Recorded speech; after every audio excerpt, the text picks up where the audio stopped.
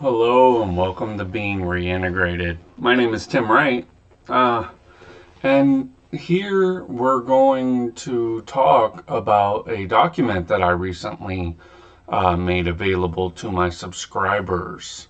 So, if you're a subscriber, please be sure to read that, as it is a Robert Amadou inspired order. And when I say inspired, meaning he reconstituted or revived pretty much the Elukoan in order for those in the 2000s to practice what he called the primitive cult. So that is all going to be available to folks. And in this, not book, but really like a pamphlet, um, which is available, like I said, to my Patreons. I translated it from Spanish, so we got it in Spanish just a couple of months ago on Scribd, and I turned it into English and just made a small little PDF available for folks. So, what Amadou talks about is essentially, he talks about the primitive cult of worship. And this is something that he basically, uh, he formulates it as a portion of Martinez's core of doctrine. And I'm stuttering because it's a hard thing to talk about. And primarily, what I learned about this topic that we're talking about in the New Order is that Antoine Favre did a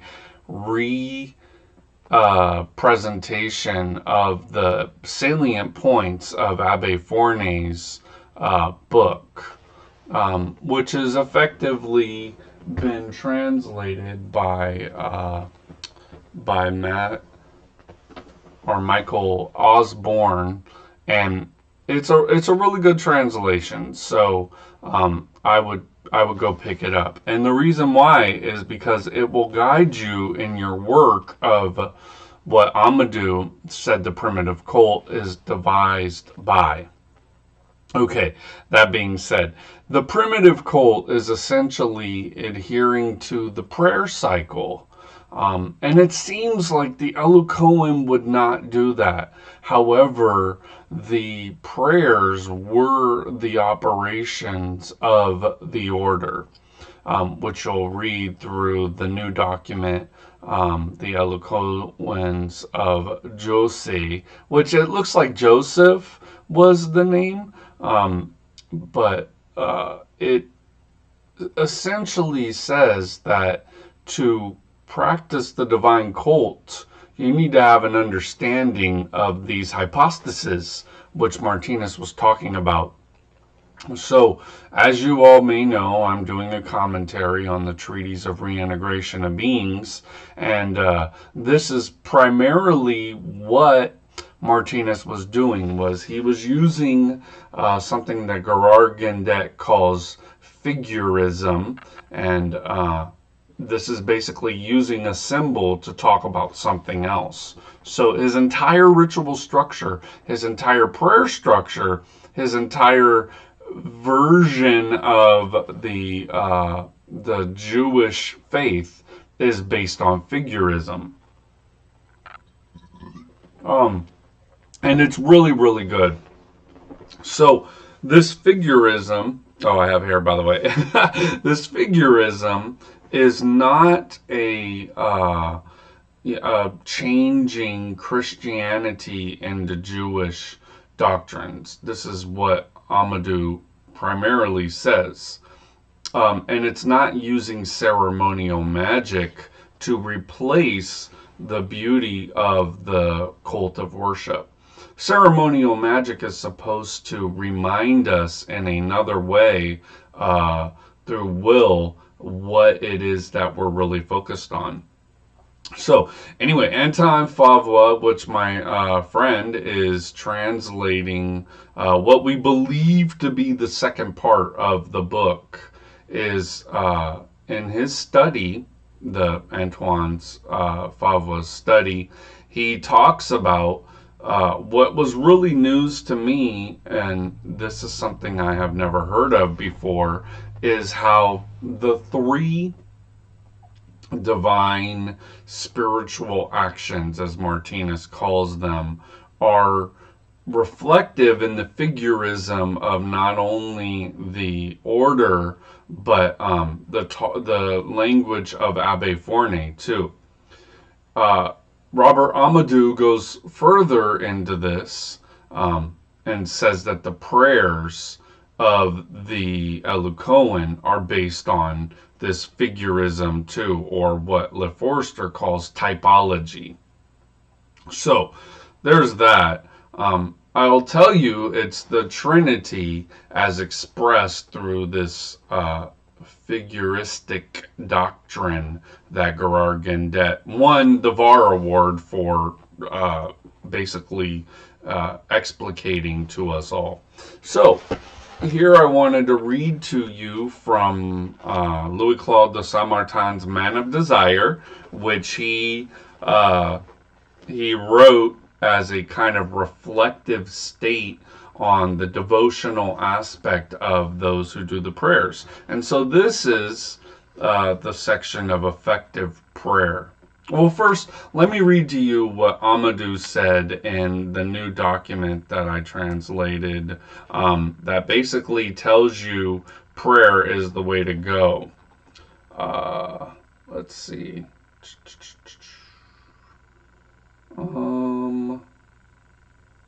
It says,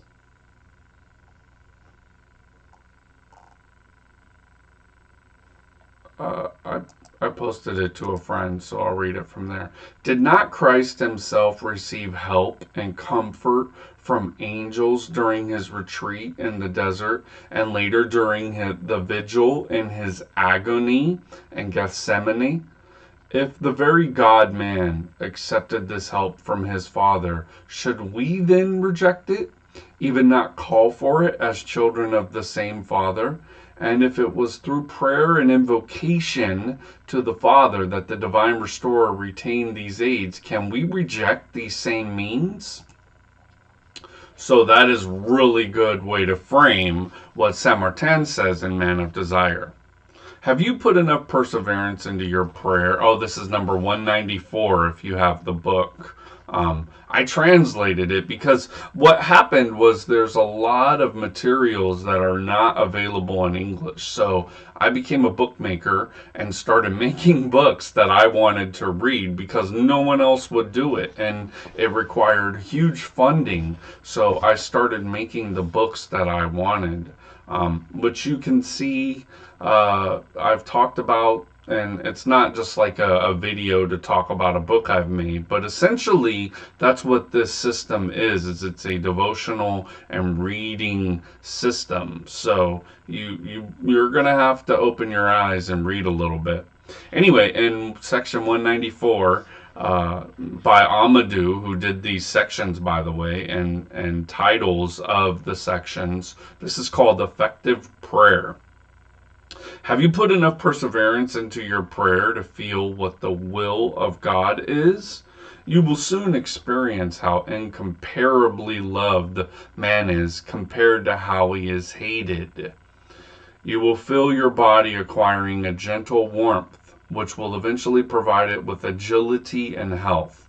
You will feel your intelligence developing and extending its vision to such prodigious distances that you will be seized with admiration for the author of so many wonders.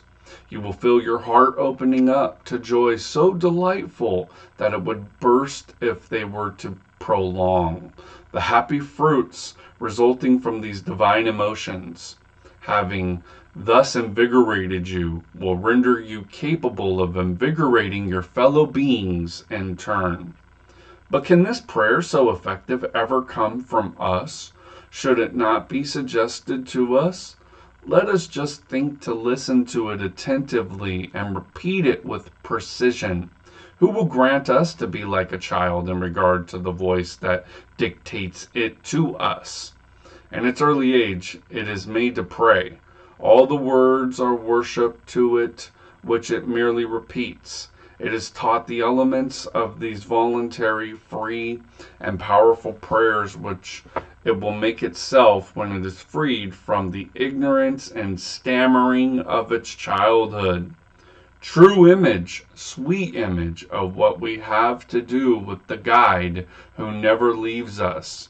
Such is the function that he continually fulfills with us by teaching us the elements of these sublime prayers that we will make someday when we are separated from our corruptible envelope.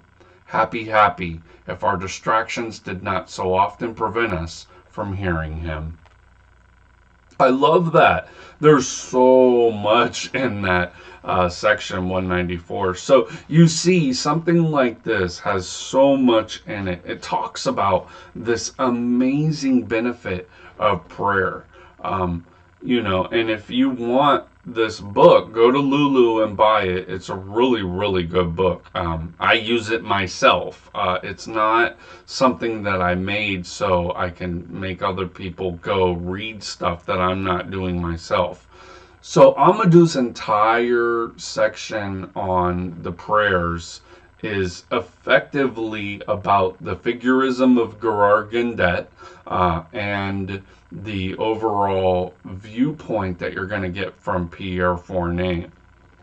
So this is all needing to be understood to even be able to get into the treatise of reintegration of beings.